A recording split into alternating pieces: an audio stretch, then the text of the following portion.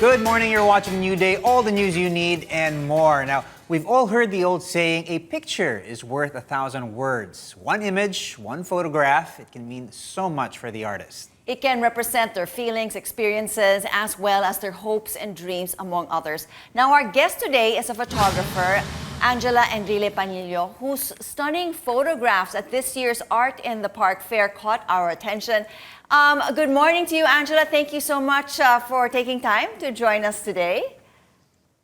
Good morning. Thank you for having me. Good morning. Oh my gosh, I think you're destined to take photos. I mean, know. you are totally amazing. First time out and you have garnered so much attention. Now, Angela, let me ask you, the pandemic, it really has, how would you say, enabled you to develop your craft further. You're a street photographer, but lately you've been focusing on a different kind of photography. Tell us a little bit more about this shift and, why there's so much attention on you now.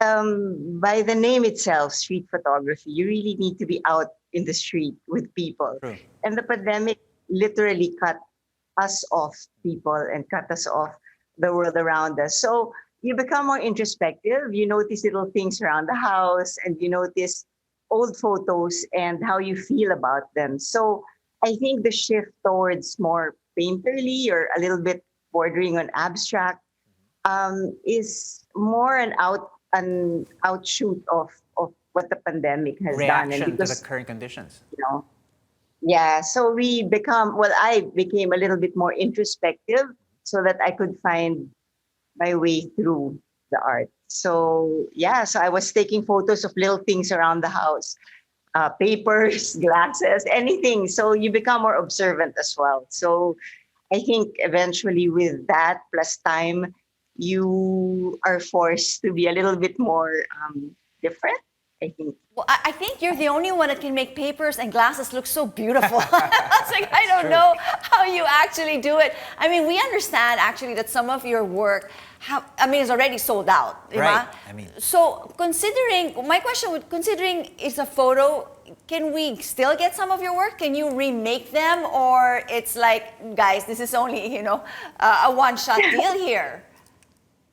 Well, you declare, Art in the Park declared, that you specify like you have 3 editions only per print of this size, this type of paper. So I think I'm hoping for the weekend they allow me to like offer a little bit, maybe the 2nd and 3rd edition for the art in the park. But I do photography basically because I hope that it gives hope or it makes someone smile or anything in the positive. So if people are interested or they want, usually my friends message me and family members message me and I give them that opportunity. And it's sharing also. Well, I think pretty soon Paolo and I will be messaging I know, you. we'll be messaging. Put us down for a couple of those prints. We certainly could use a little bit of, or all of us could use a little bit of the, the way you show the world and the smiles that it brings to people's faces. I wanted to quickly ask you, photography, is that art? Is it therapy? Is it an outlet? It's a little bit of everything, isn't it? Yes, it's everything. Photography is an art, but I think the act of creating heals, or the act of creating is also therapy. So my 2nd series in the art fair, which is the colored one, I named it after the Jungian archetypes because really over the pandemic, we've all been psychoanalyzing ourselves, psychoanalyzing other people. Sure. And so the art in a way became a therapy and the art in a way became some sort of healing.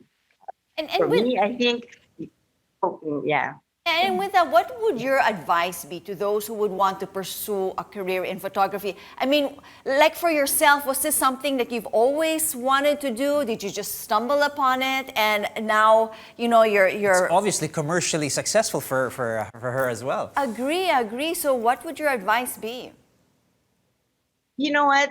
I think the advice I'm giving is the advice that my family have given me, which is to just go, because I was very timid, very tentative early on in this art form, and they were like, "Mom, just continue doing things." My husband's like, "Go." So I think the advice basically is to say yes more than no in anything, in any opportunity. If you have to go shoot in Mongolia, in Bashang, or in some rooftop mountaintop in Sagada, do that. But I think it's the attitude more than anything. I mean, how would you Just differentiate, go and say. briefly, how would you differentiate art and profit? I mean, is there a way? Are they mutually Are they exclusive? I know exactly. How does that work? Sorry. In terms of being art, sometimes we just want to, take a picture because I just feel like it. But sometimes, no, I have to. There's a project coming up, or there's a gallery or a big show. I have to produce some of Right, my work. especially when you have a following that's developed the way you have. You know what? I'm more about the process, really. I am not yet at the point where it's profit or it's for work. It's mostly been a journey for me. So when there's an exhibit, like for the art fair, my process is usually to keep quiet, to pray, and then to see what goes. And so a lot of the projects that came out in the art fair, some of them were mistakes. I made a mistake. I accidentally added this in post process, and I liked how it looked. So then I went with the flow. So it's also very instinctual. And so eventually you find a balance. You look and look and look and look and look at the photos, and then